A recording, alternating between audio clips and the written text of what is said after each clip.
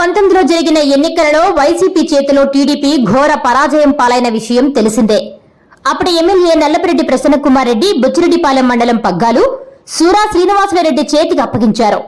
ఇక్కడి నుండి నియోజకవర్గంలో సూరా హవా మొదలైంది. మండలంలో ఏ పని కావాలన్నా మా తమ్ముడు సూరా శ్రీనివాసులరెడ్డి దగ్గరికి వెళ్ళండి అని అప్పటి ఎమ్మెల్యే ప్రసన్న నాయకులకు కార్యకర్తలకు చెప్పేవారు. దీంతో మండలంలో సూరాకు ఎదురు లేకుండా పోయింది. తర్వాత జరిగిన పంచాయతీ ఎన్నికల్లో ఎక్కడ చూసినా వైసీపీ హవా కొనసాగింది. అలాంటి పరిస్థితులలో మండలంలో జెడ్పీటీసీ ఎన్నికలొచ్చాయి. ఎలాగైనా జెడ్పీటీసీని కైవసం చేసుకోవాలని సూరా శ్రీనివాసులరెడ్డి సతీమణి ప్రదీపను ఎన్నికల బరిలో దింపారు. అనూహ్యంగా టీడీపీ నుండి ఎర్రంరెడ్డి గోవర్ధన్ రెడ్డి సతీమణి ఎన్నికల బరిలో దిగారు.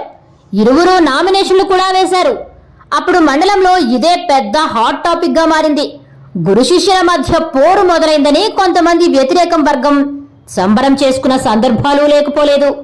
సంబరాలు చేసుకునే వ్యతిరేక వర్గానికి గురు శిష్యులు ఒక్కసారిగా షాక్ ఇచ్చారు. జెడ్పీటీసీగా నామినేషన్ వేసిన ఎర్రంరెడ్డి గోవర్ధన్ రెడ్డి సతీమణి ఊహించని రీతిలో నామినేషన్ ను విత్డ్రా చేసుకున్నారు. దీంతో టీడీపీ నేతలు గోవర్ధన్ రెడ్డి వైఖరిపై తీవ్ర స్థాయిలో అసంతృప్తి వ్యక్తం చేశారు. శిష్యుడైన సూరా కోసం సతీమణి చేత నామినేషన్ విత్డ్రా చేయించారనే అపవాదు భరించాల్సి వచ్చింది ఎర్రంరెడ్డి గోవర్ధన్ రెడ్డి.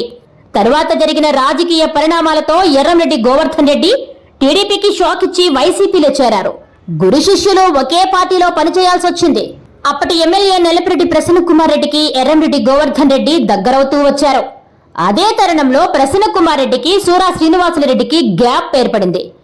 ఆ గ్యాప్ కాస్త సూరా శ్రీనివాసులరెడ్డి వైసీపీని వీడి టీడీపీలో చేరేందుకు దారి తీసింది. అక్కడి నుండి గురు శిష్యులకు బహిరంగంగా యుద్ధం మొదలైంది. మీడియా సమావేశాలు పెట్టి విమర్శించుకునే స్థాయికి పెరిగింది. ఇంతలో 2024 ఎన్నికలు రానే వచ్చాయి. ఈ ఎన్నికలలో అనూహ్యంగా వేమిరెడ్డి ప్రశాంతిరెడ్డిని కోవూరు టీడీపీ అభ్యర్థిగా అధిష్టానం ప్రకటించింది. దీంతో నియోజకవర్గంలో రాజకీయ సమీకరణాలు చకచకా మారాయి. ప్రసన్నకుమార్ రెడ్డి వెంట నడిచిన ఎర్రంరెడ్డి గోవర్ధన్ రెడ్డి కూడా ప్రశాంతిరెడ్డి సమక్షంలో తిరిగి టీడీపీలోకి వెళ్లిపోయారు. ఎన్నికలలో టీడీపీ ఘన విజయం సాధించిన విషయం తెలిసిందే. టీడీపీ అధికారంలోకి వచ్చిన తర్వాత పార్టీలో వర్గ విభేదాలు భగ్గుమన్నాయి. మండలంలో పెత్తనం నాదేనంటూ ఇరువురి వారి అనుచరుల వద్ద మాట్లాడుకుంటూ వచ్చారు. అయినా ఎమ్మెల్యే ప్రశాంతిరెడ్డి ఎవరికీ పగ్గాలు ఇవ్వకుండా ఇన్ఛార్జీలను పెట్టి కాలం వెళ్లబుచ్చుతున్నారు. దీంతో సూరా శ్రీనివాసులరెడ్డి తన వ్యాపారాలకే పరిమితమై సైలెంట్ అయ్యారు.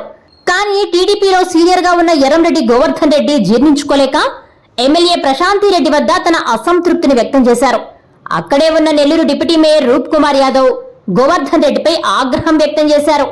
వీరిరువురి మధ్య స్వల్ప వివాదం తలెత్తింది.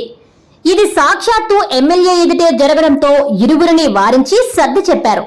దీనిపై కొన్ని ప్రముఖ పత్రికలతో పాటు సోషల్ మీడియాలో విష ప్రచారం చేశారని గోవర్ధన్ రెడ్డి మీడియా సమావేశం నిర్వహించి వివరణిచ్చారు. ఇక్కడే అసలు ట్విస్ట్ మొదలైంది.